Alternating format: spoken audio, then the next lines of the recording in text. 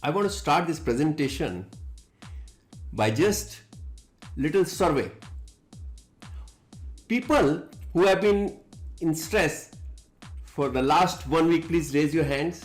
And now people who are stressed out for the last 1 month, raise your hands. People who are there for last 1 year, please raise your hand. For several years, yeah.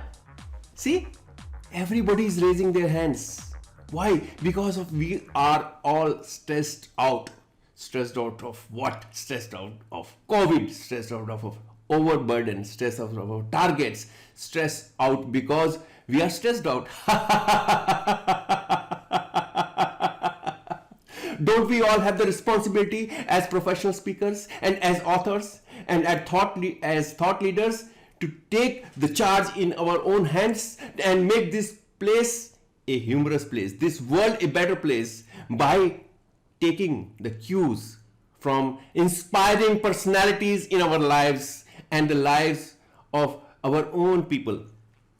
We can take inspiring incidents, inspiring anecdotes from the famous people and take the foolish moments when we were also stressed out ourselves, the situations when we were facing difficulties, so people can relate to us better.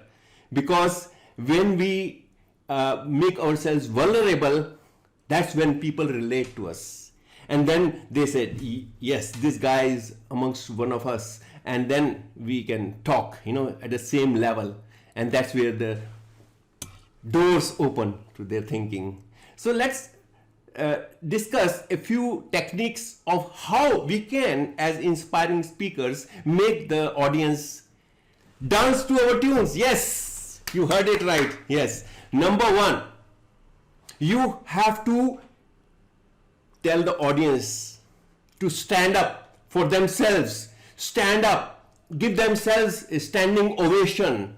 When you give the instructions to your audience to stand, actually you are getting the standing ovation yourself, because they are going to clap at you for making them important. Yes, this is the first technique, and I'm going to give you several more techniques.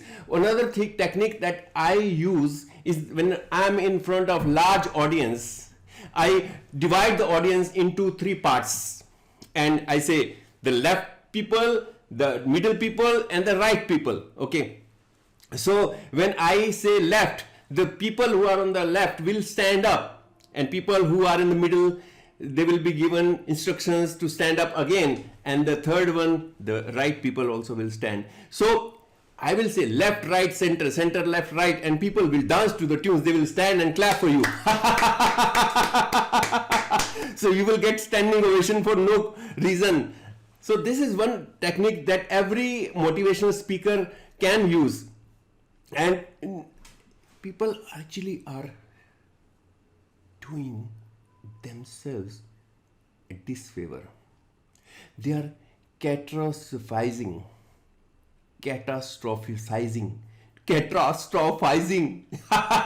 This is a difficult term, right? Means you are making a catastrophe of everything and awfulizing everything that happens. See the traffic. See, there is too much work. See, the boss is angry at me. See, this is that. Okay, so you are making every situation catastrophe and awful. Okay, so we as professional speakers can be a witness to our own behavior. We also do that, right? We are also human beings, So make incidents like this. I was, it gives me a laugh when I try to recall that moment, So when I was there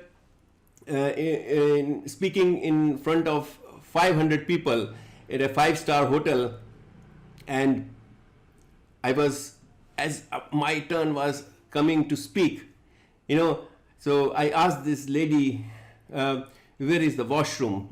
She said, go to the left. And when she said left, there was a ring on my phone, so I could not listen. And then she said, take the right. So that left was deleted in my memory. So I took the right. I entered the bathroom, and when I was inside, I heard this noise. Tuck, tuk, tuck, tuk, tuck, tuk. it was like a lady's shoes sound. And I thought, this lady must be crazy. She has entered the men's bathroom. Let's see what happens next. And then I heard a few ladies' voices laughing. Oh, then I realized, oh my goodness, I am in the wrong bathroom. So what do I need to do? It's my turn to speak. How do I get out of this awful situation? So I just pretended that I'm talking to somebody, and without looking at anybody, I just came out of that awful situation. So like this, you can keep on trivializing lot of things from your own life. And one more thing is that you should get yourself a funny prop.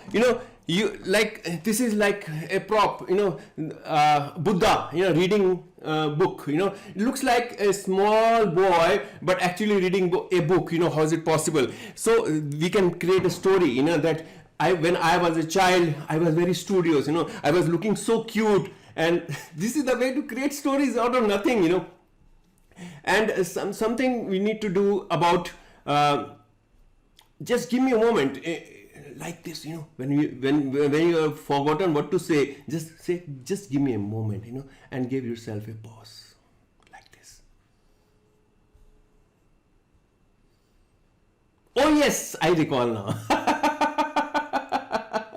So always compete with your fellow speakers in being more busy, in being more awful, having a lot of physical ailments, and like this, I had a cat bite in the morning, and still I was loving the cat because I am showing that it was a love bite, not an angry cat bite. So this is where I find funny situation. I don't even have the time to die because I need to get an anti-rabies injection, and I don't have the time because I have to prepare for this speech. And 10 o'clock is a time limit, and I have to submit it within that. So I don't have the time to die.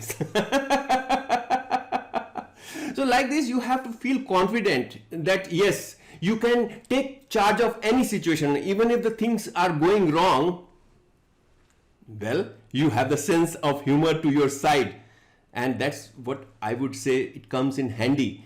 George Washington, he was speaking in a large gathering, and some people said, "You are two-faced," and this guy could have ignored or could have got angry, but he said, "Yes, I know, but if I had a choice, would I bring this face to the audience?"